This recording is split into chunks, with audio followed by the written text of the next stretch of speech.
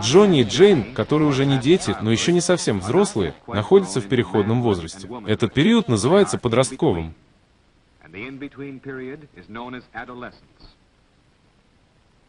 Одним из важных аспектов подросткового возраста является половое созревание. Это слово используется для описания физического роста и изменений, которые приводят к половой зрелости.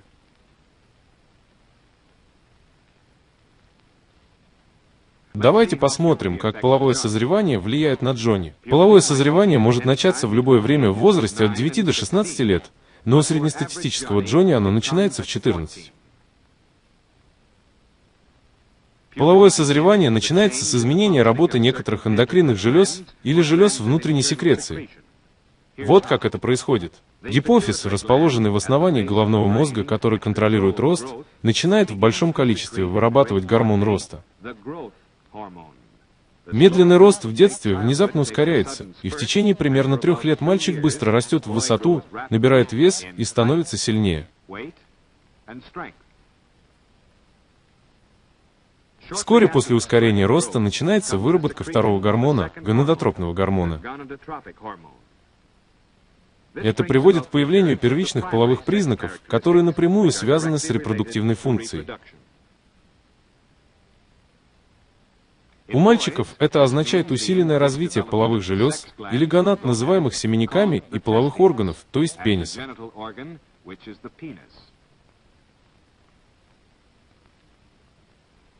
Вот схема мужского репродуктивного механизма. Наружные половые железы или семенники вырабатывают сперматозоиды или половые клетки, необходимые для размножения человека.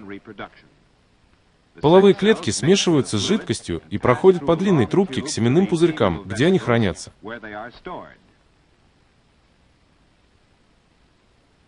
Во время эякуляции жидкость, содержащая половые клетки, проходит через предстательную железу, где к ней добавляется секрет, образующий сперму. Когда эти железы и органы созревают, в семенниках постоянно образуются сперматозоиды, которые хранятся до момента эякуляции. Иногда они выделяются во время ночных полюций. Это нормальное, непроизвольное действие считается признаком полового созревания у мальчиков. Наряду с первичными половыми признаками происходят и другие изменения, связанные с половым созреванием. Их называют вторичными половыми признаками. Это физические особенности, которые отличают мужское тело от женского, но не связаны напрямую с репродуктивной функцией. К ним относятся рост волос на лобке и под мышками, повышенное потоотделение под мышками и рост волос на руках, ногах и груди. Мышцы становятся сильнее, плечи шире.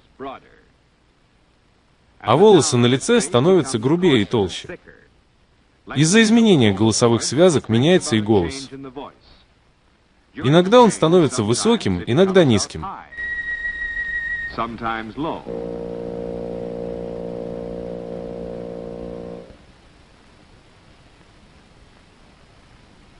Давайте рассмотрим изменения, которые произошли с Джонни во время полового созревания. Примерно в 14 лет у него начался резкий скачок роста. Затем у него появились первичные половые признаки. То есть у него развились половые железы и гениталии, и у него начались ночные полюции.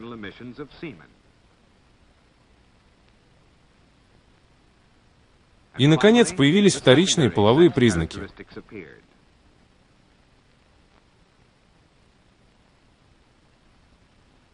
Теперь, когда все это произошло с нашим Джонни, он почти стал мужчиной.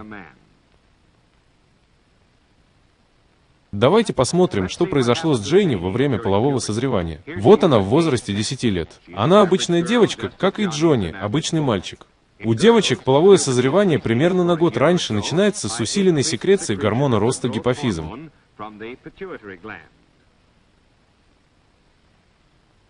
Примерно 2 года Джейни быстро растет. Половое созревание начинается примерно в 13 лет, обычно на год раньше, чем у мальчиков.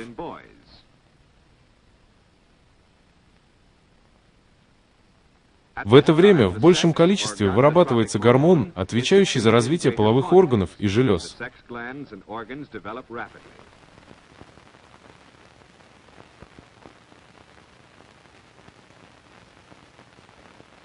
Подростки-девочки обычно очень переживают из-за этого. Это основные половые признаки Джейни.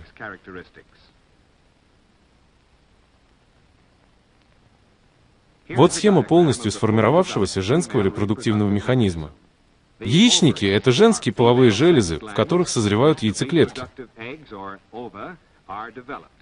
Маточные трубы — это канал, по которому созревшая яйцеклетка попадает в матку. Влагалище — это канал, который соединяет матку с внешней средой.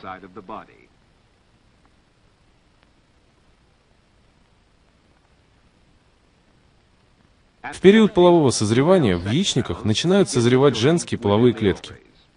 Обычно одна яйцеклетка созревает и выходит из яичника каждые 28 дней. Яйцеклетка проходит по маточной трубе к матке.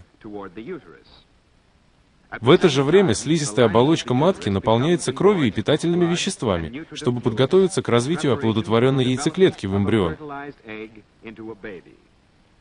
Если женская клетка не оплодотворяется, она растворяется или распадается в трубе. Затем слизистая оболочка матки, которая больше не нужна для приема оплодотворенной яйцеклетки, разрушается и выводится из организма через влагалище. Это выделение крови, слизи и ненужных клеток обычно происходит каждые 28 дней и называется менструацией. Это одна из основных половых особенностей девочек. Когда это происходит впервые, это называется менархия. Обычно после менархии проходит некоторое время, в течение которого репродуктивная система девочки-подростка еще слишком незрелая для зачатия ребенка. Ранняя менструация обычно нерегулярна, и Джейни может испытывать физический дискомфорт, например, спазмы или головные боли. Изменения артериального давления в это время могут вызывать у нее нервозность и раздражительность за несколько дней до и во время каждой менструации. Позже, когда ее железы и органы станут зрелыми и регулярными, физический дискомфорт обычно проходит. В период полового созревания у Джейни развиваются вторичные половые признаки девочки. Из плоскогрудого ребенка она превращается в фигуристую девушку. Ее грудь становится больше, а бедра шире и округляются. У нее начинают расти волосы в подмышках и в области лобка. Кожа немного меняется, а голос становится ниже и мелодичнее.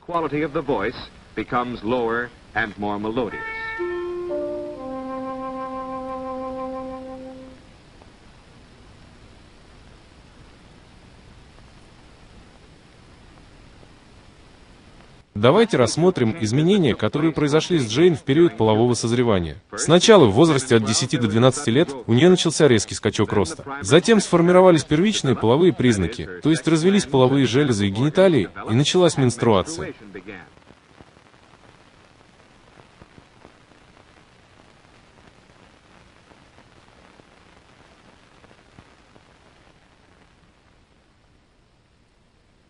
И, наконец, появились вторичные половые признаки.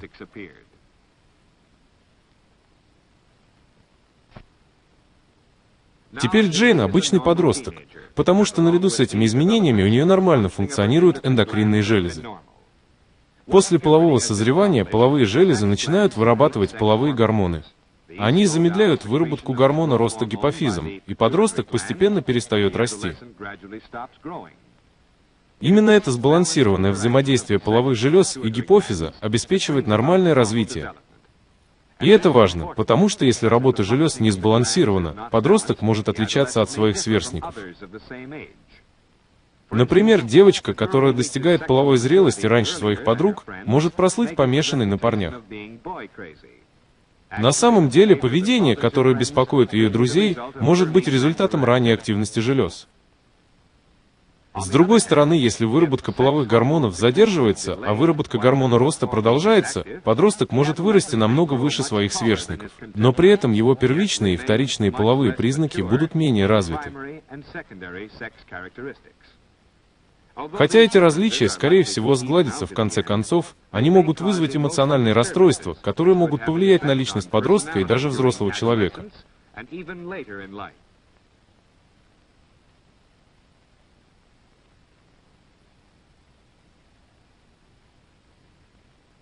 У Джонни гормональный баланс в норме, но быстрый рост мышц вызывает у него потребность в физической активности, как организованной, так и неорганизованной, что дает ему ощущение силы и достижений.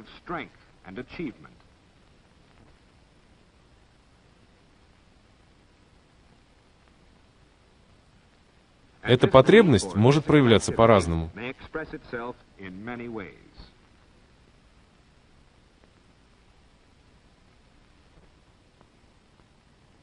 Еще одним признаком нормального роста является нервное напряжение, которое делает Джонни беспокойным. Он может дергаться и извиваться, когда пытается сидеть спокойно. Подростки просто не могут долго усидеть на месте. Кости у него тоже растут, но не так быстро, как мышцы, и это новое соотношение костей и мышц нарушает координацию. Это смущает его, когда он изо всех сил старается казаться взрослым. Если взрослые не понимают, что это неловкость, всего лишь признак быстрого и неравномерного роста, то подросток чувствует себя еще более неуверенно.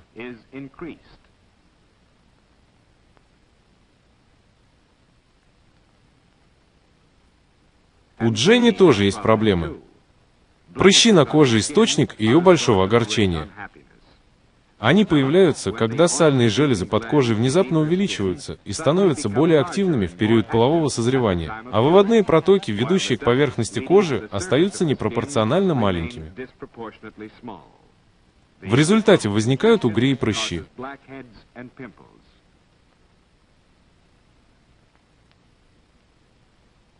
Понимание причины появления прыщей обычно способствует соблюдению гигиены и правильному питанию. Но даже если у нее нет прыщей, Дженни все равно приходится приспосабливаться. Теперь она видит себя такой, какой будет всю жизнь. Возможно, в детстве она мечтала стать ослепительной красавицей. Теперь она должна понять, что она самая обычная девушка. Она никому об этом не говорит, но для нее это важно. И не думай, что внешность и телосложение не важны для Джонни только потому, что он мальчик. Джонни и Дженни нуждаются в том, чтобы их принимали и уважали такими, какие они есть. Кроме того, часто возникают проблемы, которые кажутся эмоциональными, но на самом деле связаны с физическим развитием.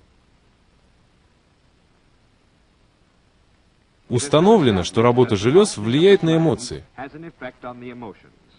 В подростковом возрасте происходят изменения во всей эндокринной системе.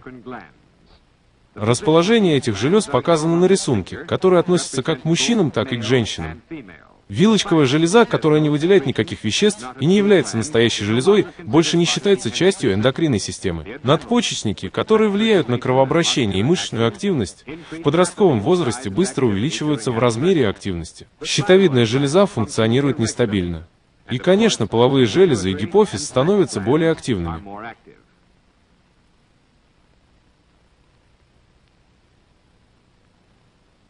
Такое постепенное и нестабильное изменение в работе желез почти наверняка делает Джонни и Дженни нервными, возбудимыми и немного эмоционально неустойчивыми.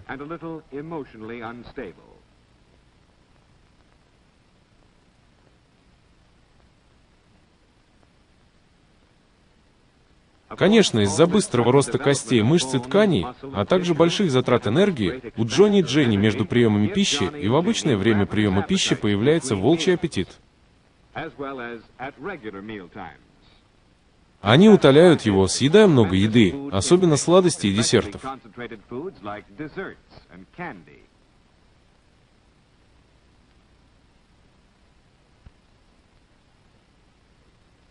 Но из-за физических и эмоциональных нагрузок аппетит может меняться. Это может вызвать недовольство мамы, которая будет раздражаться, если ее приготовленная еда не будет оценена по достоинству. Проблемы могут возникать и из-за быстрого умственного развития. Он хочет сам все обдумать, что может выражаться в спорах со старшими. В подростковом возрасте количество зрелых клеток мозга значительно увеличивается.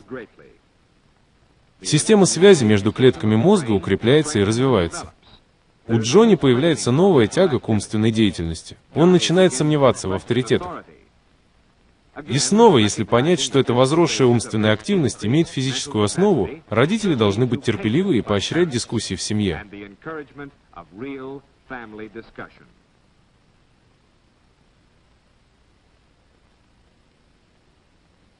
Мы видим, что Джонни и Дженни стали более активными в умственном, эмоциональном и физическом плане.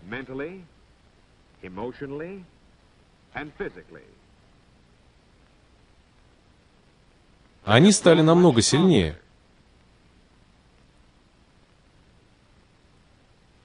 И они могут делать многое гораздо лучше. Помимо физического роста и активности, у них расширяется круг общения. Их отношения с друзьями становятся новыми и очень интересными. Они могут слишком увлекаться какой-то деятельностью.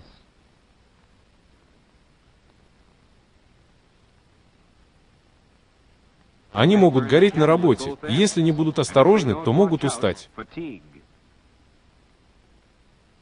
У них могут появиться боли в теле, проблемы с пищеварением, повышенная восприимчивость к инфекционным заболеваниям или даже воображаемые болезни, вызванные эмоциональным расстройством.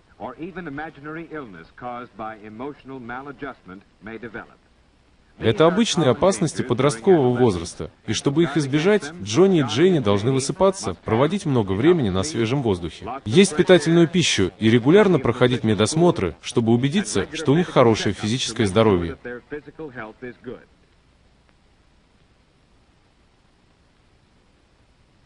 Мы видим, что даже при отличном здоровье есть много аспектов нормального физического развития, особенно в период полового созревания, которые могут сильно влиять на социальное и эмоциональное развитие. Поэтому каждому Джонни и каждой Дженни нужны сочувствие, понимание и помощь родителей и учителей, чтобы они смогли пройти через этот переходный период, который мы называем подростковым возрастом.